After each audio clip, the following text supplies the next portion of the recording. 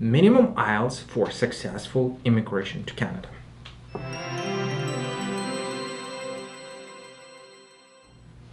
Hello guys and gals. If you're looking for professional assistance for immigration to Canada, I would recommend you to click on the link below, cictv.ca/go, fill up your basic information, your profile. One of our experts would be in direct contact with you and help you to determine the route which will work for you and your family for immigration to Canada. Speaking about minimum IELTS, let me just rephrase it. For minimum IELTS for successful immigration to Canada, that's important, right? It's very well known, or there is very well known misconception that at least you have to have IELTS 6 in order to apply for immigration to Canada. But what about successful immigration, right? And don't rush with an answer of saying that it has to be CLB 9 8777, right? This formula, this magical formula, if you will, does not necessarily work for many applicants. So what would be the minimum IELTS for successful immigration to Canada? It all depends. And when you're determining on what it depends on, you have to look a bit deeper into the root of the program, of immigration program, right? So immigration program is the one which determines what would be this minimum IELTS, right? Which is required for you to apply and hopefully to pass immigration.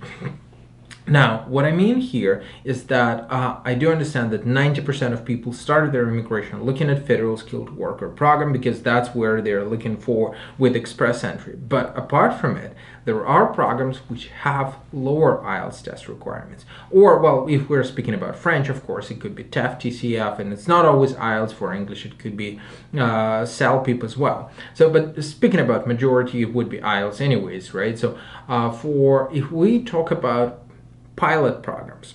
There are pilot programs which would require you to have CLB 4, CLB 5, which comes close to IELTS 5, right? And this program might not necessarily be competitive, right, compared to express entry electronic system, which means that you do not have to compete with other applicants for your chance to immigrate. You meet the minimum requirements, you're good to go.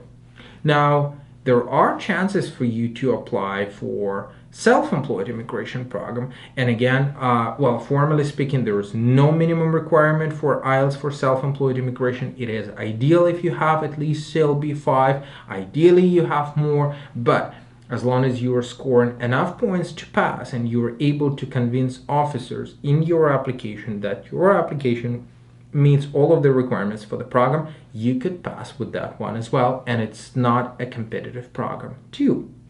Speaking about express entry system, right, and federal skilled worker program, right, the minimum requirement would be determined by 67 points. That's the passing score to apply for federal skilled worker program, right? This score is determined by principal applicant's education. This score is determined by the fact whether or not you have relatives, whether or not principal applicant's spouse has demonstrated language abilities. It is determined by your age, by education, right, by work experience. Now, if you have scored 67 points as an individual or as a family, right, you're able to create express entry profile. And the absolute bottom requirement there is to have IELTS 6.0 in each discipline of IELTS. Then you have your express entry profile. Don't forget, by the way, that express entry would allow you to create a profile under Canadian Experience class and under federal skilled trades programs, which may actually have lower minimum threshold to apply.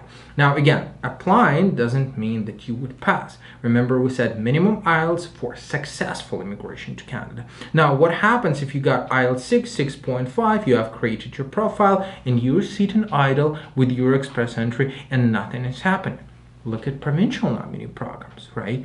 Provincial nominee programs may give you the necessary 600 points, which would put you inevitably right in front of the line of applicants in express entry with the same IELTS 6, 6.5. If you meet the requirements of provincial nominee programs, and mind you, provincial nominee programs do not necessarily require you to have a job offer in Canada, right? As long as you meet other requirements.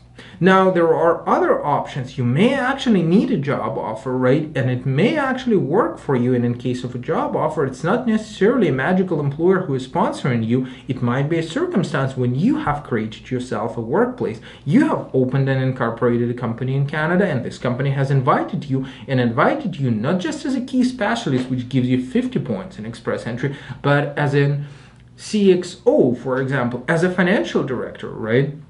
As an operational director of the company, where you have 200 points in your express entry profile, and voila, with IELTS 6.5, you already got more than enough scores, right, to pass successfully. So minimum IELTS for successful immigration is not necessarily minimum IELTS for creating the profile, but that would be the one which will help your application to move forward, right?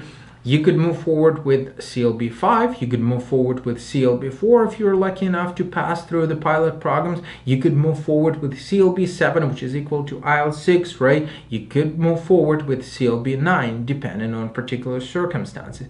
If you want to sit and discuss sort of tete-a-tete, right, face-to-face, on what would be the right pathway and how to deal with your particular situation, feel free to drop us a line, book an individual consulting session. We will be able to talk it in details, what should be done in your case to give it a boost, to give it a kick, if you will, so that we can move forward with us. Stay tuned with us and subscribe to the channel.